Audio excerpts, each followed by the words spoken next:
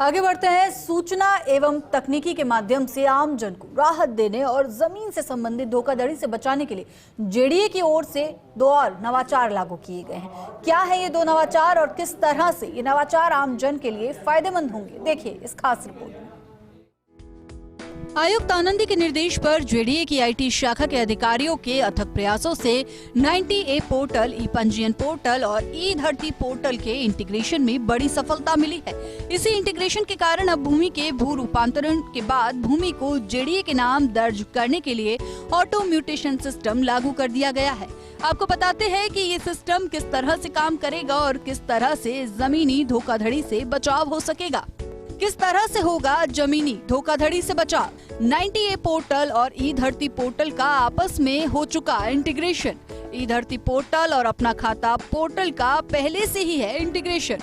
90A portal से ही कृषि भूमि के गैर कृषि उपयोग के लिए भू रूपांतरण के लिए ऑनलाइन आवेदन किया जाता है।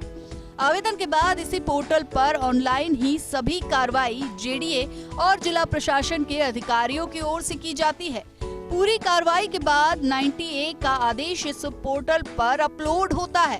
किस भूमि की खातेदारी किस संस्थान या व्यक्ति के नाम दर्ज है, इसकी जानकारी ई धरती पोर्टल पर उपलब्ध रहती है।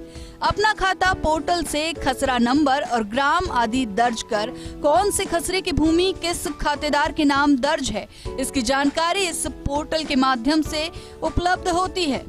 ऑटो म्यूटेशन के तहत जब भी जेडीए की ओर से किसी भूमि की 90A की कार्रवाई होती है, इस कार्रवाई के बाद उसका आदेश 90A के पोर्टल पर अपलोड किया जाता है। तब भूमि का नामांतरण जेडीए के पक्ष में करने की एप्लीकेशन 90A पोर्टल पर ही तहसीलदार के इनबॉक्स में जनरेट हो जाती है।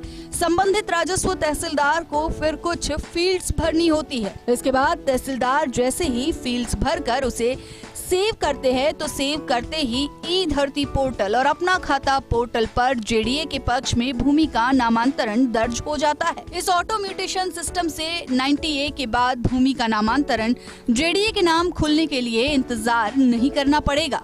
90A कराने वाले आवेदक को भूमि जेडीए के नाम दर्ज कराने के लिए तहसील कार्यालय के चक्कर नहीं काटने पड़ेंगे। जेडीए के नाम दर्ज होने के बाद ही जेडीए भूमि के लेआउट प्लान अनुमोदन की कार्रवाई करता है। जेडीए के नाम भूमि दर्ज होने की जानकारी अपना खाता पोर्टल से आम जन को उपलब्ध होगी।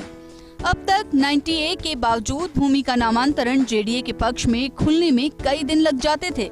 ऐसे में भूमि का नामांतरण पूर्व खातेदार के नाम ही दर्ज होने के चलते धोखाधड़ी की आशंका रहती थी। पूर्व खातेदार की ओर से फर्जी तरीके से भूमि बेचान से धोखाधड़ी की भी आशंका रहती थी, लेकिन अब ऑटो म्यूटेशन सिस्टम से आम जन का इस धोखाधड़ी से बचाव हो सकेगा। इसी तरह जेडीए की ओर से आईटी के माध्यम से एक और नवाचार लागू किया गया है। जेडीए की ओर से पहले से ही भूखंडों का ई पट्टा जारी किया जा रहा है।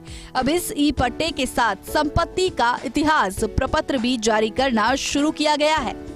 आपको बताते हैं कि ई पट्टा और संपत्ति का इतिहास प्रपत्र आखिर क्या है। आखिर ई पट्टा और संपत्ति का इतिहास प्रपत्र क्या है। ई पट्टे पर जेडीए के सभी संबंधित अधिकारियों की ओर से ई हस्ताक्षर किए जाते हैं। ई पट्टा हस्ताक्षर के लिए ऑनलाइन ही आवेदक को उपलब्ध कराया जाता है। आवेदक और गवाह भी ई पट्टे पर आधार नंबर के माध्यम से ई हस्ताक्षर करते हैं। सभी पक्षों के ई हस्ताक्षर और ऑनलाइन पट्टे के फॉर्मेट को भरने के बाद प्रिंट लिया जाता है। पट्टे के निर्धारित शीट पर ही ई पट्टे का प्रिंट निकाला जाता है।